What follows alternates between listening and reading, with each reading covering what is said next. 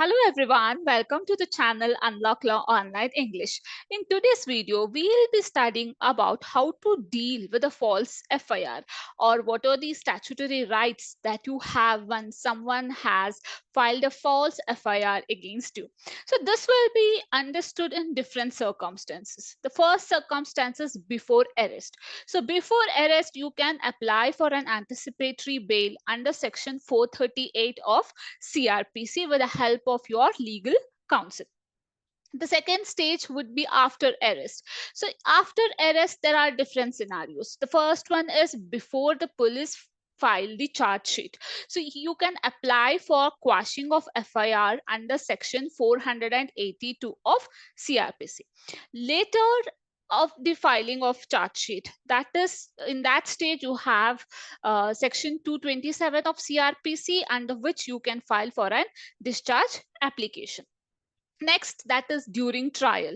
So in during trial, you can apply for acquittal under section 232 of CRPC, or you can go to High Court under section 482 of CRPC for quashing the false FIR.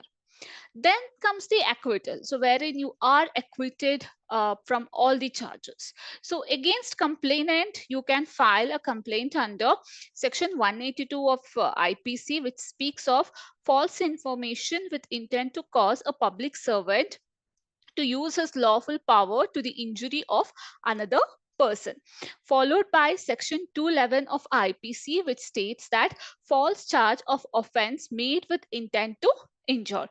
Compensation for acquisition without reasonable cause under section 250 clause 2 of CRPC. Defamation case under section 19 of CRPC read with section 499 and 500 of IPC. Against police officer, you can file a complaint under section 167 of IPC, which speaks of public servant framing an incorrect document with intent to cause injury, public servant framing incorrect record or writing with intent to save person from punishment or property from forfeiture, section 218 of IPC, commitment for trial or confinement by a person having authority who knows that he is acting contrary to the law under section 220 of IPC. So these are the rights that you have after you get acquitted from that case. So you can take action against both the complainant as well as the police officer.